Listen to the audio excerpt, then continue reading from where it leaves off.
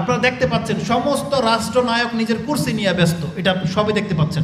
Saudi আরব বলেন, কাতার, Kuwait, সমস্ত আরব রাষ্ট্রকে বলেন, তারা সবাই তাদের কুরসি গদি নিয়ে ব্যস্ত। কিন্তু তাদের একটা পেরেশানি তো অবশ্যই আছে। তারা হয়তো এটাও ভাবতেছে যে আমরা যদি, আমি সৌদি আরব তো থেকে আসছে এবং আলেমদের সাথে তো কথা হয় এবং আমাদের সালাফি আলেমদের সাথেও আমাদের অনেক কথা হয়। তারা যেটা আমাদেরকে বললেন, আপনি জেনে নেন, আমরা সালাফিরা সৌদি আরবকে যত বন্ধু মনে করি, যত আপন, আমাদের এই রূপরেখা নিয়ে বহু মুনাফেক আছে যারা সৌদি আরবের শত্রু। আপনি জানেন, সৌদি আরবের শত্রু।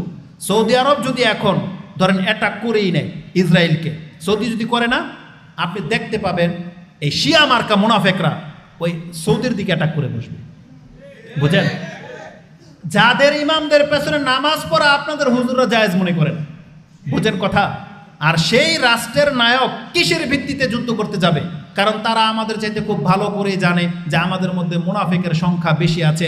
ইরান লাগিয়ে দিয়ে ইরান পেছন দিকে সরে যাবে, ইয়ামানি সরে যাবে, দুবাই সরে যাবে, কারণ দুবাই তো অলরেডি চলেই গেছে আমেরিকার দিকে। এই রকমের এগুলো বড় বড় ব্যক্তিদের বক্তব্য আমরা বলতে গেলে বলবে যে আবার ফতুয়াবাজি করে। কিন্তু আমাদের ছোট্ট বিদ্যা থেকে যেটা আমরা বুঝি, যে আমরা যেই শাসকদেরকে দোষারোপ করি, সৌদি আরবকে তো মূল টার্গেট বানাইছি যে এর দোষ, এ কেন অ্যাটাক করে না। তবে জেনে নেন, জেনে নেন, যদি তাকে আপনি সাপোর্ট করেন, যদি তাকে বলেন, ওয়াদা করেন যে আমরা থাকবো আপনার পাশে, যদি ওই যে কি বলে ইন্দোনেশিয়া, মালয়েশিয়া, তারা সব মুসলিম রাষ্ট্র যদি সৌদি আরবকে দায়িত্ব দেয় যে আপনি যান, আমরা সাথে আছি, আমরা মুনাফিক করব না, তারপর দেখেন রেজাল্টটা কি না। আপনাকে আল্লাহর সাথে তওবা করতে হবে, আল্লাহ তুমি আমাদের উপরে এই বিপদ চাপিয়ে দিও না। আল্লাহ কিন্তু সবাইকে ধরবে, ভুলে যায় না। আপনি আমি যদি তওবা না করি, তাহলে এই বিপদ কিন্তু আমাদের উপরে আসবে। আমি যে জিনিসটা আপনাকে ইঙ্গিত করে দিতে চাই, বাংলাদেশের চাইতে পবিত্রতার দিক থেকে কি ফিলিস্তিন পবিত্র না? আল্লাহর কাছে সম্মানিত না? যেই জায়গা সম্পর্কে আল্লাহ কোরআন নাজিল করে দিয়েছেন, কোরআন, অসংখ্য নবীর জন্মস্থান সেখানে, অসংখ্য নবীর সমাধি স্থান সেখানে, এবং আল্লাহ বলেছেন সেটা হচ্ছে বরকতের জায়গা। যে সুবহানাল্লাযী আসরা বিআবদিহি লাইলাম মিনাল মসজিদিল হারামি ইলা মসজিদিল আকসাল্লাযী বারাকনা হাওলাহু। আল্লাহ বলেছেন আমি যেই জায়গার চারপাশে বরকত দিয়ে ঘিরে দিয়েছি। যে রাষ্ট্র সম্পর্কে আল্লাহ কোরআনের আয়াত নাজিল করে দিয়েছেন, তাহলে সেই রাষ্ট্রের চাইতে কি আল্লাহর কাছে বাংলার জমিন বেশি মূল্য? কিন্তু আল্লাহ সুবহানাহু ওয়া তাআলার নীতি দেখেন, সেখানে বসে যারা পাপ করে, এটা আমরা বারংবার বলতেছি, আল্লাহ কেন ইহুদিদেরকে এতটা শক্তি দিলেন যে তারা মুসলিমদের উপরে চড়াও হয়? আমাদের উপর তো আমার রব রয়েছে, তাহলে আমাদের রব কিন্তু তিনি দেখতে পাচ্ছেন না? আমাদের রব তো দেখতে পাচ্ছেন। তার মানে আল্লাহ সুবহানাহু ওয়া তাআলা এই ফিলিস্তিনিদের উপর থেকে এই ইহুদিদের হাতকে কেন গুটিয়ে নিচ্ছেন না? তার মানে তাহলে বুঝতে হবে যে আমাদের মধ্যে সমস্যা আছে। কি আছে? আমাদের মধ্যে সমস্যা আছে। আজকে আমরা মুসলিমরা যদি আল্লাহর বান্দা হইতে পারতাম, তাহলে আল্লাহ আমাদের জন্য এই কুত্তাদের জন্য ছেড়ে দিতেন না। এরা আমাদেরকে ভক্ষণ করবে, এর জন্য আমাদেরকে ছেড়ে দিতেন না। কিন্তু আল্লাহ সুবহানাহু ওয়া তাআলার বান্দা হয়তো আমরা হইতে পারিনি, যার ফলে আজকে আমাদের উপরে বিপদ চলে আসলে আমাদের দোয়া আল্লাহ পর্যন্ত যাচ্ছে না। কারণ আমরা এটাকে একটা বাধা দিয়ে রেখেছি, আমাদের হারাম খাওয়ার মাধ্যমে, আমাদের হারাম রিলেশনের মাধ্যমে, আমাদের পাপের মাধ্যমে। এটা আমাদের অন্তরের ভিতরে খারাপই আছে। এটা আমরা হলফ করে বলতে পারি, বাংলার জমিনের যত মানুষ আছে আপনি এক মাঠে দাঁড় করান, আপনি যদি ভোট চান না, যে কারা আছো ইসলাম চাও, দেখবেন অধিকাংশ হাত উঠবে না। বাংলার মানুষের মধ্যে অধিকাংশ মানুষ ইসলাম চায় না, বরং তারা যারা ইসলাম চায় না তারা বুক ফুলিয়ে কথা বলে। মহিলা ডাইরেক্ট বলে যে আমি হিজাব পরবো না, পোশাক পরবো, তোর বাবার কি। এটা বাংলার জমিনে ঘটে। আপনি ইসলামের কি কচুরা করে ফেলবেন?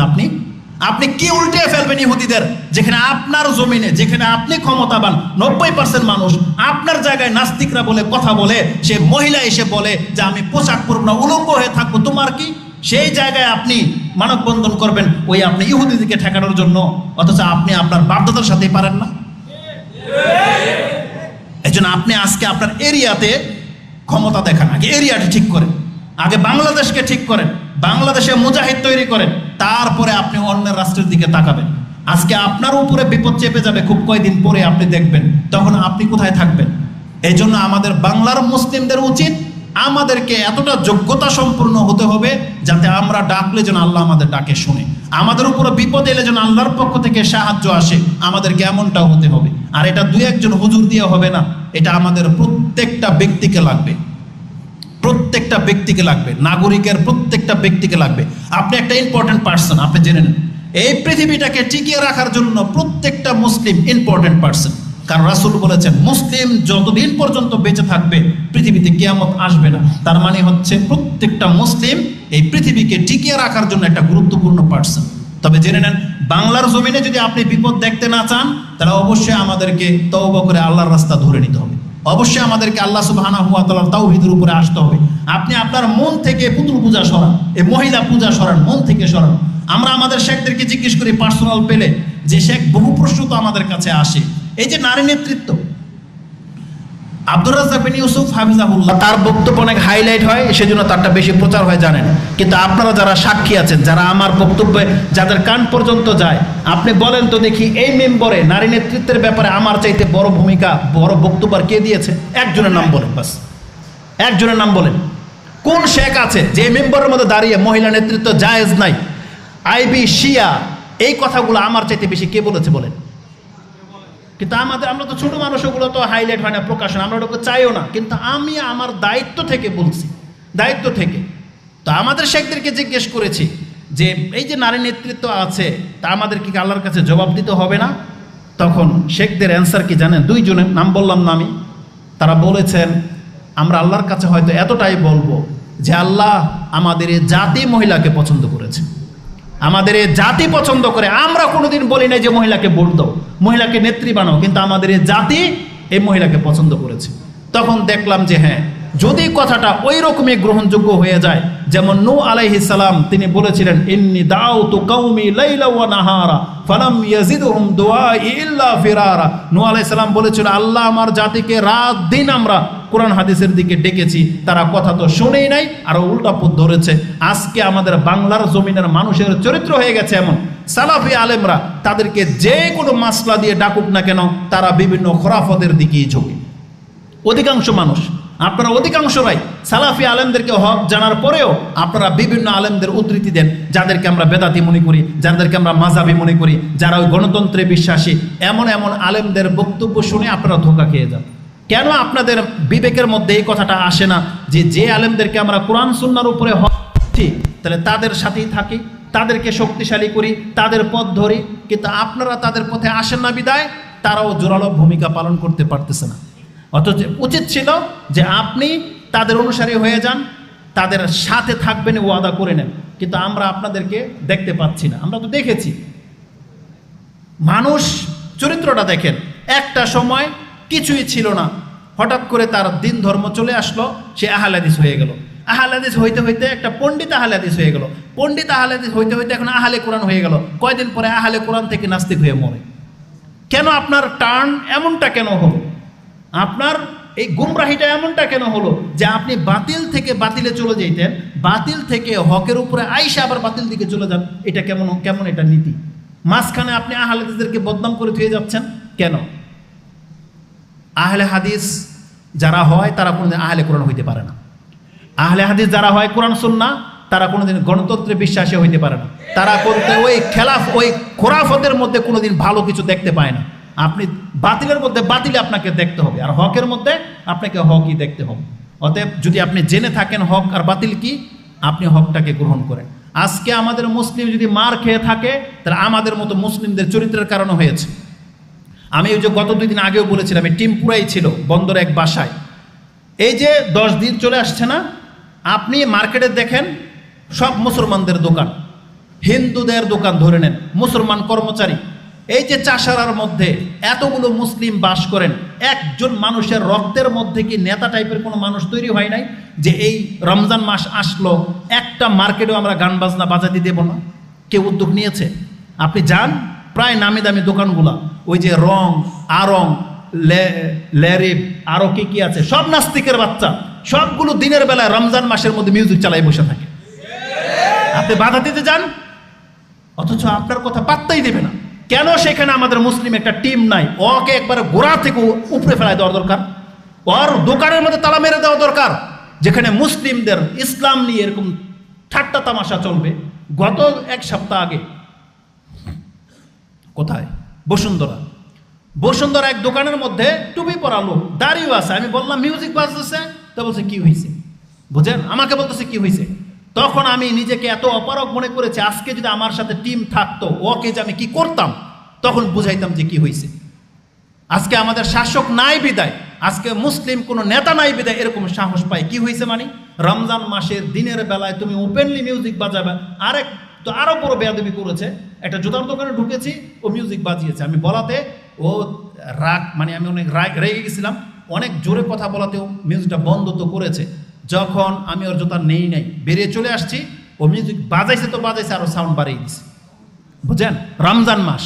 কিন্তু আমার যদি টিম থাকতো, আপনারা যদি সেদিন থাকতেন, যদি আহলে হাদিসের একটা ভূমিকা যদি থাকতো, ওরা কথাটা বলার আগে 10 বার ভাবতো, বা একজন আহলে হাদিস কোনো লোক কোনো জায়গায় দাঁড়াবে, ও বেয়াদবি করবে দূরের কথা, ওকে 10 বার ভাবতে হতো যে এরপরে কি হতে যাচ্ছে, এটা ভাবতো। কিন্তু কিছুই হয় না। তো আমাদের সমাজে ইসলামের যা কিছু করা হচ্ছে, রাসূলুল্লাহ সাল্লাল্লাহু আলাইহি ওয়াসাল্লাম নিয়ে ব্যঙ্গ করা হয়, তারা আমরা পুলিশের কাছে বিচার চাই।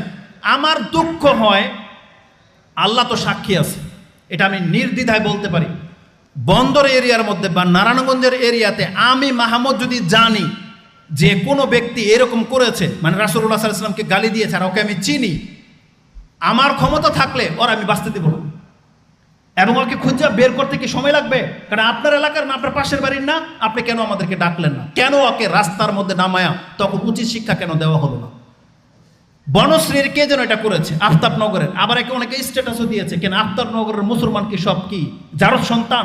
এগুলো কি সব ইহুদির বাচ্চা না মুসলমানের বাচ্চা? তারা সাথে সাথে কেন অ্যাকশনে আসলো না? আজকে এইভাবেই তো সাহস পায়। এই জন্য আমরা, তারা বলবে মৌলবাদী, তারা বলবে অমুক তমুক কোনো কিছু, কেন আপনি কি মুসলমানগরের সন্তান না? এটা কি কোনো মাযহাবের কথা? এটা কি কোনো আহলে হাদিসের কথা? নাকি এটা কোরআন সুন্নাহর কথা? তার মানে কোরআন সুন্নাহ আপনার লঙ্ঘন করা হচ্ছে। কেন হানাফিরা এখন কোথায়, যারা আহলে হাদিসের মাহফিল বন্ধ করে দেয়? তোমার বড় বড় হুজুরগুলো এখন কোথায়, যে নারায়ণগঞ্জের প্রত্যেকটা দোকানে যে মিউজিক বাজে? তোমার বড় মসজিদের ইমাম কোথায়? তারা এগুলো চোখে দেখে না? এগুলো বন্ধ করতে পারে না? আপনি আসতেন ফিলিস্তিনের সাহায্যের জন্য মানববন্ধন করতে, কেন ঢোকেন সব দাড়ি টুপিওয়ালারা ঢোকেন, প্রত্যেকটা দোকানে ঢোকেন, যদি মিউজিক বাজবে তোর দোকান শুধু উৎখাত করে ফেলবো? কেন করেন না? কেন? প্রতিবাদী না হলে কে দেশের মধ্যে কোনো কিছু বিপ্লব ঘটবে? তাহলে বিপ্লব সবাই নিয়ে আসতে পারেন, কিন্তু আপনারা কোথায়? এই জন্য অবশ্যই নেতৃস্থানীয় ব্যক্তিদের সাথে আমাদের এক হইতে হবে, মুসলিম টিম এক হইতে হবে, অবশ্যই দাড়ি টুপিওয়ালাদেরকে এক হইতে হবে, অন্তত এইসব ক্ষেত্রে। কিন্তু আমাদের সাথে কি চাল চালে জানেন? ওই ব্যানারে ডাকে, যে ওই জামাত ইসলামের ব্যানার নিয়ে দাঁড়াবে, ওই যে হাত পাখাওয়ালার এরা দলের নাম কি? চরমনাই তো পীরের নাম, এর দলের ইসলামী আন্দোলন শাসনতন্ত্র, ওই ব্যানারে নিয়ে দাঁড়াবে। এখন উনি দাঁড়ায় আমাদেরকে ডাকে, আসেন আমাদের সাথে আসেন, যাতে কয়দিন পরে বলতে পারে সবাই এগুলো সব চরমনাই। বুঝেন না? আমরা বাতিলের সাথে যাব, নাকি তাদেরকে বলবো আপনারা যখন জানেন যে আমরা কোরআন সুন্নাহ অনুসারী, তারা আমাদের সাথে আসেন? আমাদের সাথে আর আসবেন। তারা তাদের জায়গাতে থেকে তখন বলে আমাদেরকে ডাকে যে আসেন, আর আমরা না গেলে ওই যে জামাত ইসলামের লোক কিছু আছে, আমি নাম বলতে চাচ্ছি না, বা আমরা ওই দলের নামও নিতে চাচ্ছি না, কারণ এরা সবসময় সুবিধা জায়গা থেকে কথা বলে, আমাদেরকে বলে যে আসেন। আর আমরা যদি তাদের কাছে না যাই, তখন বলে এরা শুধু ওই যে ইউটিউবে বক্তব্য, এসির নিচে বসে বসে শুধু বক্তব্য দেয়, আর কোনো কাজ করে না। আমরা তোমাদের বাতিল কাজে অংশ নেব। কোরআনে সূরা আলে ইমরানে আল্লাহ সুবহানাহু ওয়া তাআলা, সম্ভবত আমি তার হাফেজ না, কিন্তু কিছু কিছু কথা মনে পড়ে যায়, ৭৯ এবং ৮০-তে আপনি দেখবেন আল্লাহ বলতেছেন, ইহুদি নাসারারা বলে যে আমাদের নবীর আল্লাহর পুত্র এবং আমরা তার ইবাদত করি। আল্লাহ বলতেছেন এটা কি করে হতে পারে? যে আল্লাহ নবীদেরকে দিয়ে তোমাদেরকে হেদায়েত করলেন, আল্লাহ হেদায়েত করার পরে আবার তোমাদেরকে কুফরির আদেশ করবেন? এটা কি হইতে পারে? আল্লাহ বলতেছেন আল্লাহ তোমাকে হেদায়েত করলো, আবার আল্লাহ তোমাকে দিয়ে কুফরি কাজ করাবে? তার মানে আল্লাহ কোনোদিন আমাদেরকে গর্হিত কাজের আদেশ করে না। আমি তো তোমাদেরকে দল ছেড়ে দিয়েই তো কোরআন সুন্নাহকে গ্রহণ করলাম, এখন কোরআন সুন্নাহ গ্রহণ করার পরে আবার আমি তোমাদের কাজে অংশ নেব? এইটা হইতে হবে প্রত্যেকটা কোরআন সুন্নাহ অনুসারীর মন্তব্য, যে আপনি তো কোরআন হাদিস গ্রহণ করেছেন, ওই সমস্ত মাযহাব বাতিল দলকে প্রত্যাখ্যান করে বুঝে শুনে আপনি এসে আবার তাদের সাপোর্টে কেন কথা বলেন? এসে আবার তাদের দলে আপনি কেন আমাদেরকে ডাকেন? এটা মোটেও সমীচীন নয়। অতএব আমি আমাদের মুসলিম ভাইদেরকে বলতেছি, আপনি আপনার দায়িত্ব কর্তব্য বোধ সম্পর্কে সচেতন হন। আপনি ফিলিস্তিনের মুসলিমকে বাঁচাতে হইলে আপনি আপনার নিজের ইসলামটাকে আগে বাঁচান, আল্লাহ আপনাকে আমাকে শক্তিশালী করবে ইনশাআল্লাহ, শক্তিশালী করবে। আল্লাহ আমাদেরকে অন্যান্য বিপদগ্রস্ত মুসলিমদের মতো করে নাই। আজকে যেমনটা জেনেছেন যে ফিলিস্তিনে, ইন্ডিয়াতে প্রায় প্রায় রাষ্ট্র এরকম হয়, চায়নাতে হয়। আজকে মিডিয়াতে কিছু প্রকাশ পায় বিদায় আপনি মায়া কান্না দেখাচ্ছেন বা কিছু, কিন্তু আল্লাহ সুবহানাহু ওয়া তাআলা তিনি উপর থেকে সব কিছু দেখতে পান। এই পৃথিবীর ইতিহাস থেকে আজও পর্যন্ত মুসলিমদের উপরে কতভাবে নির্যাতন করা হচ্ছে আল্লাহ স্পষ্ট ভাষায় বলে দিয়েছেন। মুসলিমদের যদি প্রধান কোনো শত্রু পৃথিবীতে থেকে থাকে তাহলে কে? ইহুদি। ইহুদি ওয়াল্লাযিনা আশরাকু, আর যারা আল্লাহর সাথে শিরিক করে। আমি আগে ভাবতাম যে হিন্দুরা, কিন্তু দেখলাম যে না, হিন্দুরা তো মুশরিক না, হিন্দুরা তো কাফের। কিন্তু আল্লাহ বলেছেন যারা আল্লাহর সাথে শিরিক করে, মুসলমান ঘরের সন্তান মুসলিম রাষ্ট্রে বসবাস করবে, যারা আল্লাহর সাথে শিরিক করে এরাও আপনার শত্রু। জেনেন, শুধু হিন্দু না, এরাও আপনার শত্রু। এই জন্য দেখেন যত কবর মাজার পূজারী আছে সব দেখবেন কোরআন সুন্নাহর খেলাফ, তারা আপনার বিপক্ষে পদক্ষেপ নেয়। তা আল্লাহর এই কথাটাকে আপনি ভুলে যায় না। যাদেরকেই দেখবেন শিরিক করতে, তা এই শিরিক যে কত বড় মাথা ব্যথার কারণ, এক তো এটা বড় জুলুম, আর আল্লাহ উল্লেখ করে দিয়েলেন যে যেই ব্যক্তি শিরিক করে সে শুধু বড় অপরাধী না, সে কিন্তু তোমার প্রকাশ্য শত্রু, তুমি সাবধান থেকো। যারা এই কবর মাজার নিয়ে ব্যস্ত, যারা কবর মাজারে সাজদা করে, যারা ওই তাবিজ কবজ নিয়ে ঝুলে আছে, যারা ওই গায়েবের খবর দাবি করে, তারা প্রত্যেকে যেমন বড় অপরাধী, কিন্তু আপনাকে ইঙ্গিতে বলে দিয়েছে এর কাছ থেকে সাবধান থেকো, এই কিন্তু তোমার প্রকাশ্য শত্রু। এ কোনোদিন তোমার কল্যাণ চায় না। এ হয় তোমার জানের শত্রু, তোমার মালের শত্রু, তোমার সম্মানের শত্রু। এগুলো ক্ষতি করবেই করবে প্রত্যেকটা মুশরিক। যেমন ইহুদিরা পশ্চিম দিক থেকে মুসলিমদেরকে ক্ষতি করতেছে, আর আমাদের দিকে মুশরিকরা রয়েছে পূর্ব দিকে, এবং এই পূর্ব দিকেই সবচেয়ে বড় মুশরিক বা সবচেয়ে বড় কাফের পয়দা হবে, সেটা হচ্ছে দাজ্জাল, যেটা মুসলিমদেরকে এই দিক থেকে খেয়ে ফেলবে। তো প্রথম কথা হলো আল্লাহ বলেছেন আমাদেরকে মুসলিমদের সবচেয়ে বড় শত্রু হচ্ছে ইহুদি এবং খ্রিস্ট, ইহুদি এবং মুশরিক। তো এই ইহুদিরা নবীদেরকে পর্যন্ত হত্যা করত। আমরা বলেছি ইহুদিদের নিকৃষ্টতার সম্পর্কে, যারা তাদের নবীদের সাথে বেয়াদবি করত, যারা আল্লাহকে গালি দিয়েছে, যারা বলতো ইয়াদুল্লাহি মাগলুলা, আল্লাহর দুই হাত সংকীর্ণ। যে ইহুদিরা বলেছিল যে আল্লাহু ফকিরুন, আল্লাহ হচ্ছেন ফকির। কি মনে করে? তাহলে যেই জাতি আল্লাহকে গালি দিতে পারে, যে জাতি তাদের নবীদেরকে হত্যা করতে পারে, সেই জাতি আপনাকে আমাকে ছেড়ে দিবে?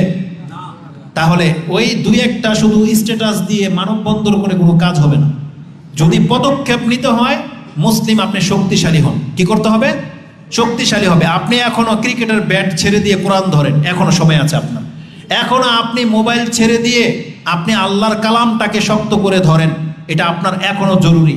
আপনি এখনো তওবার রাস্তা ধরেন, না হলে খুব বিপদ। কিন্তু আগুন যেভাবে বাতাস আগুনকে ছেয়ে দেয় পুরা বনে, যেই বিপদ শুরু হয়েছে এটা বাংলা পর্যন্ত আসতে বেশি দিন দেরি হবে না, জেনে নেন, বেশি দিন দেরি হবে না। এই জন্য ইন্ডিয়ার মতো একটা মালাউন, একটা এই জঘন্য প্রকৃতির ব্যক্তি যদি ওপেন বক্তব্য দিতে পারে যে তোমরা 1 লাখ মরার জন্য প্রস্তুত হয়ে যাও, আমি ইন্ডিয়া থেকে ইসলামটাকে বিলুপ্ত করে দেব। আপনি কি জানেন ওর দাবি এটা যে সত্য দাবি? আমরা দাবি করতেছি আজকে মুসলিম বাংলার জমিনের 10 লাখ বা 1 কোটি যুবক এক হয়ে যান, ইন্ডিয়া আমাদের পায়ের তলে চলে আসবে। এটা কোনো ব্যাপারই না, কারণ আল্লাহ ওয়াদা করেছেন আমাদের সাথে। আল্লাহ বলেছেন তোমরা যদি আমার সামনে 200 জন, আজকে সূরা মায়দাতের মধ্যে এই আয়াত আছে যে তোমরা যদি 200 জন আমার কাছে ধৈর্য ধারণকারী মুসলিম আমার সামনে দাঁড়াও, তোমাদেরকে আমি এতটা ক্ষমতা দেব, তোমরা 1000কে পরাজিত করতে পারবে। বলেছে একটা সময় ছিল 10 জন 1000 জনকে হারাতে পারবে, কিন্তু আল্লাহ বলছেন আমি জানি তোমাদের মধ্যে এখন দুর্বল ইমানদার লোকেরা আছো, তো তুমি 100 জন হয়ে যাও, 200 জনকে পরাজিত করতে পারবে। তাহলে আমরা বাংলার জমিনে মুসলিমরা আজকে কেন এই ডাকি না? আজকে আপনার হিন্দুর দোকানের মিষ্টি খাওয়া ছাড়া আপনার পেটের ভাত হজম হয় না? আপনার ঘরের অনুষ্ঠান শেষ হয় না ওই যে জগৎ বন্ধু না কোন বন্ধু এর দোকানের মিষ্টি ছাড়া আপনার এত মুখের রস? আর আমরা জনম করে বলতেছি, আমি মাহমুদ বলতে পারি দিনের জন্য আমরা কি না করবো আপনাদেরকে। আপনারা বলেন যে আমরা নাকি রাস্তায় নামি না। আমার ব্যক্তিগত চরিত্র এটা, আমি যেদিন থেকে জেনেছি কেউ এটা প্রমাণ করতে পারবে না যে আমি দেখেছি যেটা হিন্দু তার দোকানে আমি ঢুকেছি, এটা কেউ প্রমাণ করতে পারবে না। আমরা কথা বলেছি, যদি ইঙ্গিত পেয়েছি যে হিন্দু, ওর দোকানে আমি কোনোদিন কোনো কিছু কিনতে ঢুকি নাই। কেন আপনাদের মুসলিমদের এই চরিত্র হয় না? কেন ওদেরকে আপনারা ভাই বলে সম্বোধন করেন? কেন? যেখানে আল্লাহ বলেছেন মুশরিকরা হচ্ছে নাপাক, মুশরিকরা হচ্ছে আল্লাহর সবচেয়ে বড় শত্রু, কেন আপনি এটা করবেন? এতদিন আমরা মুখ বন্ধ করে থাকতাম আমাদের মুসলিম ভাইদের স্বার্থে, ইন্ডিয়ার মুসলিম ভাইদের স্বার্থে আমরা ইন্ডিয়া নিয়ে কথা বলতাম না। কেন? কারণ আমরা এখানে কিছু বললে ওই চারালরা, ওই হিন্দুরা আমাদের মুসলিম ভাইদেরকে কষ্ট দেবে। কিন্তু এরা যেহেতু প্রকাশ্যে নেমে এসেছে, এখন আর আমার মনে হয় না বিলম্ব করা ঠিক হবে। এই জন্য বাংলার মুসলিমদেরকেও ভূমিকা পালন করার সময় চলে আসছে। নাকি আপনারা ওই আমাদের বেদাতিদের মতন হবেন, যাদের দিন ধর্মের কোনো মানহাজের কোনো খবর নাই, যারা তাদের ধর্মটাই বোঝে না, এরা গিয়ে মন্দির পাহারা দেয়। আপনি কি সে চরিত্রের হবেন? আরে যখন থেকে এটা করে তখন থেকে আমরা নিন্দা জানাচ্ছি এদের প্রতি। এরা ধর্ম বোঝে না, দিনও বোঝে না। এত বেকুবের বেকুব। ও ওর ধর্ম হানাফি ধর্মই বোঝে না, আর ইসলাম ধর্ম তো দূরের কথা, হানাফি ধর্মই বোঝে না। কারণ কোন সালাফ, যেখানে ওমর রাদিয়াল্লাহু তাআলা আনহু তিনি আমাদেরকে বলেছেন যেখানে মূর্তি পূজা হয় তুমি ওই সীমানাতেই যাও না, এটা গজবের জায়গা। আর এরা গিয়ে মূর্তি পাহারা দেয়। এত দরদ কেন? আর ইন্ডিয়ান মুসলিমদের ত্রুটি কি জানেন? এরা ওই হিন্দুদের সাথে মিশে মিশে ওই শাহরুখ খান, আমির খান এদের চরিত্র রয়ে গেছে, যে আমি একটা দেশের নায়ক, আমি হিন্দু বিয়ে করবো, খ্রিস্টান বিয়ে করবো, আমার কি আসে যায়। বোঝেন না? ইন্ডিয়ার অধিকাংশ মুসলিমদের এই চরিত্রে, তারা হিন্দুদের সাথে মিলেমিশে বসবাস করতে চায়। ইসলাম ধর্মের চাইতে তাদের ওই ভারত মাতা বিলে বেশি শ্রেষ্ঠ ওনাদের কাছে। এটা শুধু হিন্দুদের ডাক না, এটা ওই তথাকথিত মুসলমান যারা, তারাও এই চিন্তাই করে, তারা ভারত মাতার পূজারী। অথচ মুসলিমদের কাছে কোনো রাষ্ট্রের কোনো ভ্যালু আছে মাটির? আমাদের মূল কি? আমাদের মূল হলো ইসলাম। আল্লাহ কি বলেছেন? আলাম তাকুন আরদুল্লাহি ওয়াসিয়া ফাতুহাজিরু ফিহা। আল্লাহ কেন এই কথা বলেছেন? রিজিকের জন্য। আল্লাহ বলেছেন তুমি তোমার দিনকে টিকাও, যদি এই রকমের 10টা রাষ্ট্র তোমাকে ছাড়তে হয় তারপর তুমি ছেড়ে দাও। আল্লাহ বলেন এই কথা। মুহাম্মদুর রাসূলুল্লাহ সাল্লাল্লাহু আলাইহি সাল্লামের চাইতে দেশপ্রেমী আপনি আর আমি, কিন্তু সেই রাসূল কি তার জন্মভূমি ছেড়ে দেন নাই? কিসের জন্য? তার দিনকে হেফাজত করার জন্য। রাসূলুল্লাহ সাল্লাল্লাহু আলাইহি ওয়াসাল্লাম তিনি কি বলেছিলেন? যে যদি আকাশ এবং আকাশের চাঁদ এবং সূর্য এনে দেয় তারপর আমরা দিন থেকে ফিরাবো না। আর আজকে আমাদের চরিত্র হয়ে গেছে যে আমরা এই দুনিয়ার জন্য, আমরা আমাদের রাষ্ট্রের জন্য, নিজের একটু ফ্যাসিলিটির জন্য আমরা দিনকে কুরবান করে দিই। এটা মোটেও কাম্য নয়। এজন্য আমরা আমাদের মেসেজ দিয়ে বলবো, ইন্ডিয়ার মুসলিমদের উপর এটা দায়িত্ব, তারা এখন রেশারেশি বাদ দিয়ে ইসলামিক কায়েমের উদ্দেশ্যে বা মুসলিমদের স্বার্থে তাদেরকে এক হওয়াটা জরুরি, এক হওয়াটা জরুরি। নাহলে আপনি কি মনে করেন এত বছরগুলো ইন্ডিয়া রাষ্ট্র পরিচালনা করেছেন মুসলিমদের হাতে, বড় বড় সাম্রাজ্য চলে গেছে, তারা কেন মুসলিম এরিয়া তৈরি করতে পারেনি? কেন করতে পারেনি? যদি তৈরি করতো তাহলে আজকে এই দিন ইন্ডিয়াকে দেখতে হয় না। এই জন্য আপনি ভাববেন না সেটা ইন্ডিয়া পর্যন্ত ক্ষান্ত থাকবে, এটার র্যাশ বাংলার জমিনে পর্যন্ত আসবে। হিন্দুদের জন্য যেই ব্যক্তি মরতে প্রস্তুত, আল্লাহ সুবহানাহু ওয়া তাআলা সূরা আলে ইমরানে বলে নাই যে তোমরা সেই উদ্ধৃতি গ্রহণ করো, একদল যুদ্ধ করে আল্লাহর জন্য, আরেক দল যুদ্ধ করে গায়রুল্লাহর জন্য, তো তুমি কোন পথে থাকবা? তোমার করণীয় কি?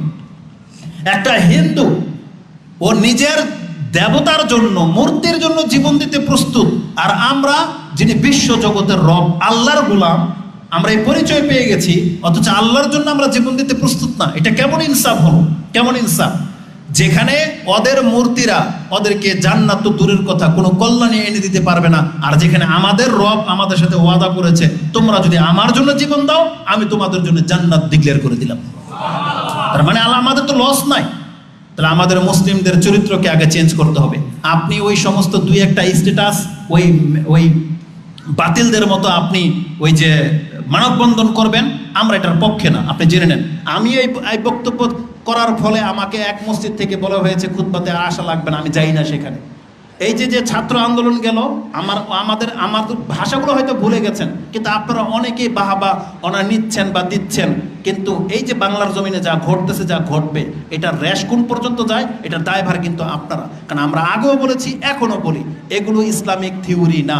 অবশ্যই আপনাকে কোরআন সুন্নাহ মেনে চলতে হবে, ইসলামিক থিওরি অনুযায়ী জীবনযাপন করতে হবে। কেউ আপনার কথা শুনুক আর না শুনুক, আপনাকে কিন্তু মানহাজের উপরে থাকতে হবে। এই জন্য আমাদের বড়রা যেটা বলবে আপনারা সেটা করার চেষ্টা করেন। দুই একজন কি সিদ্ধান্ত নিলেন এটার উপরে আমরা আপনাদের ফিরিয়ে নেই। তাহলে আমাদের সাথে কে কত বেয়াদবি করে এটা আপনি এখানে আজ করতেই পারেন, কিন্তু আমরা কোনোদিন আপনাদের কাছে আইসা মায়া কান্না করি নাই যে আমাদের সাথে এটা হয়েছে সেটা হয়েছে। ইনশাআল্লাহুল আজিজ হকের ব্যাপার যখন আসবে তখন আমরা ইনশাআল্লাহ মাঠে থাকবো, আপনারা থাকেন আর না থাকে এটা জেনে নেন। আল্লাহ যেন আমাদেরকে তৌফিক দান করেন ইনশাআল্লাহ। এবং আমরা আপনাদের জন্য দোয়া করি আল্লাহ এই ভাইদেরকেও আমাদের সাথে থাকার তৌফিক দান করুন, আমিন। আজকের বক্তব্যের মূল বিষয় যেটা ছিল যে রাসূলুল্লাহ সাল্লাল্লাহু আলাইহি ওয়াসাল্লাম তিনি 10 রাত অনেক মেহনত করতেন। রাসূলুল্লাহ সাল্লাল্লাহু আলাইহি ওয়াসাল্লাম তিনি শুধু একাই মেহনত করতেন না, অন্যান্য সাহাবা একরামদের মধ্যে আমরা পাচ্ছি, তার মধ্যে আবু বকর রাদিয়াল্লাহু তাআলা আনহু, তার সম্পর্কেও। আচ্ছা, এখানে কথা বলেন না। রাসূলুল্লাহ সাল্লাল্লাহু আলাইহি ওয়াসাল্লাম যেমন এই 10 রাত্রকে গুরুত্ব দিতেন, তেমনি আবু বকর রাদিয়াল্লাহু তাআলা আনহুর জীবনী থেকেও পাওয়া যায় তার সম্পর্কে একটা আসার আপনি পেয়ে যাবেন। তিরমিজিতে রয়েছে 794। তিরমিজিতে কানা আবু বকর রাদিয়াল্লাহু তাআলা আনহু ইউসাল্লি ফিল 20 মিন রমাদান কাসালাতিহি ফি সালাতিহি সাইরা সানা ফাইজা দাখালাল আশরু ইজতাহাদা। আবু বকর রাদিয়াল্লাহু তাআলা আনহু তিনি রমজানের 20 রাত পর্যন্ত ওইভাবে সালাত আদায় করতেন যেভাবে তিনি সারা বছর আদায় করতেন। কিভাবে? মানে সারা বছর আবু বকর রাদিয়াল্লাহু তাআলা আনহু যেভাবে রাতের নামাজ পড়তেন, তিনি রমজানের 20 দিন পর্যন্ত ওই একইভাবে নামাজ আদায় করতেন। হাদিসটি রয়েছে তিরমিজিতে 794 নাম্বার হাদিস। এখানে একটা মজার একটা ইঙ্গিত দিয়ে দিই, কারণ আমরা যদিও ছোট কিছু কিছু জিনিস দেখতে পাই যেটা হয়তো আপনি ফিল করেন না। এই যে আমাদের যে মুসলিম ভাইয়েরা যারা তাহাজ্জুদ আর তারাবিকে পৃথক করে আপনাদেরকে বুঝায় যে তারাবি আলাদা, তাহাজ্জুদ আলাদা, এদের চোখে কি এগুলো পড়ে না? আবু বকর রাদিয়াল্লাহু তাআলা আনহু তিনি রমজানের 20 দিন পর্যন্ত ওইভাবে রাতের নামাজ পড়তেন যেইভাবে তিনি সারা বছর নামাজ পড়তেন। তাহলে আবু বকর রাদিয়াল্লাহু তাআলা আনহু কি সারা বছর তারাবি আর তাহাজ্জুদ আলাদা পড়তেন? তাহলে যেহেতু আপনি নিজেই বলতেছেন যে রমজান মাসের পরে আর তারাবি নাই, আর আবু বকর রাদিয়াল্লাহু তাআলা আনহু তাহলে কি করতেন? তখন তারাবি কোথায় পাইতেন? তাহলে ইমাম তিরমিজি হাদিস কোট করেছেন যে আবু বকর রাদিয়াল্লাহু তাআলা আনহু তিনি 20 রাত পর্যন্ত ওইভাবে ইবাদত করতেন যেমনটা তিনি সারা বছর করতেন। তার মানে তাদের কাছে তারাবি তাহাজ্জুদ আলাদা বলে কোনো নামাজ না, যেটা আমরা ভাগ করেছি। এটা আমাদের নির্বুদ্ধিতা। তবে জেনে নেন বাস্তবে এটাই রাতের নামাজ। এটাকে আপনি যেই নাম দিন এটা আলাদা কোনো নামাজ নয়। তো এটা আবু বকর রাদিয়াল্লাহু তাআলা আনহু। আর বাকি 10 দিন ইজতিহাদা তিনি খুব কঠোর মেহনত করতেন। কি? রাসূলুল্লাহ সাল্লাল্লাহু আলাইহি ওয়াসাল্লামের সাথে তিনিও রাত জেগে থাকতেন। রাসূলুল্লাহ সাল্লাল্লাহু আলাইহি ওয়াসাল্লাম তিনি কিভাবে এই 10 রাত কাটাতেন আগেই বলেছি, ইতিকাফ করে। একটু আগেই সে হাদিস আমাদের খতিব সাহেব তিনি উল্লেখ করেছেন, আমি আর সেদিকে যেতে চাচ্ছি না। এই 10 রাত্রের মর্যাদা সম্পর্কে আমি আপনার কাছে তুলে ধরেছি। আপনি এখন মেহনত করবেন, কিভাবে করবেন সেটা আপনি এখতিয়ার করে নেন। রাসূলুল্লাহ সাল্লাল্লাহু আলাইহি ওয়াসাল্লাম সারা রাত জেগে থাকতেন, তিনি তার পরিবারকেও জাগাতেন, এবং এই রাত্রের মধ্যে সবচেয়ে বেশি প্রাধান্যযোগ্য আমল সেটা কি? কিয়ামুল লাইল। সেটা কি? কিয়ামুল লাইল, কদরের রাত্রের নিয়তে। এই ক্ষেত্রে আর সংখ্যা আসবে না। দেখবেন যে কিয়ামুল লাইলের ক্ষেত্রে আর 8 রাকাত আর 20 রাকাতের কোনো কথা আসবে না। সারা রাত আপনাকে সালাত কিয়াম করে কাটানোই উচিত। কারণ রাসূলুল্লাহ সাল্লাল্লাহু আলাইহি ওয়াসাল্লাম তিনি এই রাতগুলোতে লম্বা সময় তিনি সালাত আদায় করতেন। এবং এই মর্মে রাসূলুল্লাহ সাল্লাল্লাহু আলাইহি ওয়াসাল্লাম থেকে স্পষ্ট হাদিস রয়েছে, যেটা ইমাম বুখারী কোট করেছেন, মান কামা লাইলাতুল কদর ঈমানান ওয়া ইহতিসাবান গুফিরা লাহু মা তাকাদ্দামা মিন যামবি। এই হাদিসের মর্মটা কি জানেন? আপনি সারা বছর তাহাজ্জুদ পড়লে আপনার একটা বেনিফিট হলো আপনার গুনাহ মাফ হবে। পারলেন না, শুধু রমজান মাসের তারাবি পড়বেন, আপনার গুনাহ মাফ। আল্লাহ সুবহানাহু ওয়া তাআলা এক রাত্রের মধ্যে এতটা বরকত রেখেছেন যে শুধু এক রাত্র যদি কেউ কদরটা পেয়ে যায় তাহলে তার অতীতের সমস্ত পাপ মাফ। এটা হচ্ছে লাইলাতুল কদর। কবে সেই রাত সেদিকে আমরা যেতে চাচ্ছি না। এই রাত্রের মূল কাজ হচ্ছে ইতিকাফ। যেমন যারা ইতিকাফ করবেন, আজকে মাগরিবের আগে আপনাকে মসজিদে আসতে হবে, এটা হচ্ছে আপনার প্রথম কাজ। তারপরে মসজিদের একটা কর্নারের মধ্যে জায়গা করে নেবেন যেখানে আপনি অবস্থান নেবেন। মসজিদের ভিতরে আপনি অন্যান্য কাজ, মসজিদ টানানো, পর্দা টানানো, এই সব কাজগুলো আপনি করতে পারবেন, কিন্তু আপনার ইতিকাফে চলে যেতে হবে কখন? ফজর নামাজের পর। তখন আর কোনো ব্যস্ততা আপনি দেখাইতে পারবেন না, তখন আর কোনো কথাবার্তা চলবে না, আর কোনো ব্যস্ততা দেখাইতে পারবেন না। কারণ রাসূলুল্লাহ সাল্লাল্লাহু আলাইহি সাল্লাম তিনি ইতিকাফে বসতেন, কিন্তু তার ইতিকাফের জায়গাতে তিনি ফজর নামাজের পরে গিয়ে প্রবেশ করতেন, তারপরে আর তিনি বের হতেন না। ওইভাবেই তিনি 10 দিন কাটাতেন। তো এটা হচ্ছে ইতিকাফ সম্পর্কে আমরা এদিকে তেমন যেতে চাচ্ছি না। আমি শুধু যেহেতু সময় পার হয়ে চলে যাবে একটা নুকতা বলে দেই। আজকের এই 10 রাত্রের গুরুত্ব সম্পর্কে শেখ কথা বলেছেন, যে কোনো একটা রাতকে প্রাধান্য দেওয়া উচিত না। আমি এই ক্ষেত্রে একটা দলিল পেশ করি আপনার কাছে, যেটা আমার কাছে অনেক বড় একটা কথা। সেটা কি জানেন? আমরা তো খুব হিটলার, ধর্মীয় ক্ষেত্রে হিটলার। আমরা আমাদের যাদের কাছে দলিল আছে এই দলিল নিয়ে খুব বেশি দালালি করি বা হিটলারি করি। আপনি জেনে নেন আপনার নবীর আদর্শটাকে আপনি কেন ভুলে যান একটা হাদিসের ভিত্তিতে? উবাই ইবনে কাব তিনি কসম করে বলতেন 27 রাত্রেই কদর। যদি এটা উবাই ইবনে কাব একজন সাহাবী হয়ে কসম করে বলতে পারেন, এটা কি হাদিসের ভিত্তিতে বলেছেন? উনি লক্ষণ দেখে বলেছেন। কারণ ওনাকে জিজ্ঞাসা করা হয়েছে আপনি কিসের ভিত্তিতে বলতেছেন? তিনি বলতেছেন আমি লক্ষণ দেখে বলতে পারি। কারণ রাসূল বলেছেন সেই দিনের সূর্যের আলো থাকবে না। জি, সেই দিনের সূর্যের আলো থাকবে না এবং আলোহীন হয়ে উজ্জ্বল হবে। এটা দিনের বেলায়। তা রাত্রে কদর পেলেন বা না পেলেন কেমনে বুঝবেন? দিনের বেলা আপনি কদর হারাইলে বুঝতে পারবেন? বুঝতে পারবেন না। এখন আমি আমার মূল কথাটা বলে দিই, যেহেতু সময় পার হয়ে চলে আসছে। কি এটা? হ্যাঁ, না, সন্ধ্যার পরে এতেকাফে বসবে না। এতেকাফের নিয়তে ঢুকবে মাগরিবের আগেই, যেহেতু রাত শুরু হয়ে যাবে মাগরিবের পর থেকেই। হ্যাঁ, আচ্ছা যাই হোক, এতেকাফে আপনি মাগরিবের আগেই ঢুকবেন, কিন্তু এতেকাফের জায়গায় যাওয়ার নিয়ম হলো বা রাসূল সাল্লাল্লাহু আলাইহি ওয়াসাল্লাম ফজরের সালাত পড়ে তারপর তার খেমার ভিতরে তিনি ঢুকে যেতেন বা তার পর্দার ভিতরে ঢুকে যেতেন। হাদিস মুসলিমে আছে, বুখারীতে আছে, আয়েশা রাদিয়াল্লাহু তাআলা আনহা থেকে। আমি যে জিনিসটা একটা কথা বলছিলাম, আমাদের সমাজে দেখেন যখন এই হাদিস বলবেন তারা যুক্তিতে আব্দুল ইবনে মাসউদ রাদিয়াল্লাহু তাআলা আনহুর কথা পেশ করে, তারা রফল ইদান করে না। কেন? যে আব্দুল ইবনে মাসউদ রফল ইদান একবারই করতেন, এটা তারা দলিল পেশ করে। কিন্তু কদরের রাত সম্পর্কে আব্দুল ইবনে মাসউদ রাদিয়াল্লাহু তাআলা আনহুর মত কি জানেন? তাকে জিজ্ঞাসা করা হয়েছে যে কদর কবে, কে পাবে কদর? আব্দুল ইবনে মাসউদ বলতেছেন মান কামা সানাতা আসাবা লাইলাতুল কদর। যেই ব্যক্তি সারা বছর কিয়ামুল লাইল করে, তাহাজ্জুদ পড়ে, সেই ব্যক্তি কদর পেয়ে যাবে। কে বলছে এটা? আব্দুল ইবনে মাসউদ বলতেছেন। তাকে জিজ্ঞাসা করা হয়েছে কদর কবে? সে বলতেছেন যে সারা বছর কিয়ামুল লাইল করে সে কদর পেয়ে যাবে। হাদিস কোথায় আছে? হাদিস মুসলিমে আছে 1676।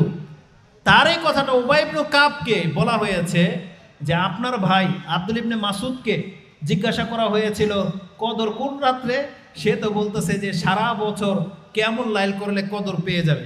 তখন উবাই ইবনে কাব তিনি বলতেছেন যে রাহমাহুল্লাহ, আল্লাহ তার উপর রহম করুক, আরাদা আল্লাহ ইয়াত্তাকিলা আন্নাস, তার উদ্দেশ্য হলো সে ভালো করেই জানে যে কদর রমজান মাসে, সে ভালো করেই জানে কদর রমজানের শেষ দশকে, সে ভালো করেই জানে কদর শেষ দশের বেজর রাত্রিতে। এটা জানার পরেও আব্দুল ইবনে মাসউদ কোনো একটা দিনকে কেন বলেন নাই? এই জন্য বলেন নাই যাতে করে মানুষ সেই দিনের উপরে যেন ভরসা করে না ফেলে। তাহলে আব্দুল ইবনে মাসউদ রাদিয়াল্লাহু তাআলা আনহুর চাইতেও কি আপনি বেশি পণ্ডিত? তারা সাহস পায় নাই কোনো এক রাত্রকে প্রাধান্য দিতে, আর আপনাদের হানাফি মাযহাবের নামকরণ করে আপনারা ওই হাদিসকে ইয়াকিনের সাথে নিয়ে নিলেন যেটা 27 রাত্রেই। এই বোকামি কোনো ব্যক্তির করাটা উচিত না। আমাদের সালাফি ভাইদেরকেও বলবো এই বোকামিতে যেন না। রাসূলের আদেশ হচ্ছে তিনি 10 রাত জেগে থাকতেন, 10 রাত তার পরিবারকে জাগাতেন, 10 রাত্রে আমাদেরকে কিয়াম করতে হবে। যদিও রাসূল সাল্লাল্লাহু আলাইহি ওয়াসাল্লামের হাদিসে বেজরের রাতের কথা আছে, যদিও রাসূল সাল্লাল্লাহু আলাইহি ওয়াসাল্লামের হাদিসের মধ্যে 21 রাত, 23 রাত, এমনকি 27 রাত্রের কথাও প্রমাণ পাওয়া যায়। কিন্তু বিচক্ষণদের কাজ হবে আপনাকে 10 রাত জাগতে হবে। আর রাত শুরু হবে মাগরিব থেকে ফজর পর্যন্ত। আপনি মাগরিব থেকে এশা পর্যন্ত খেলতামশা করে লিপ্ত হয়েন না।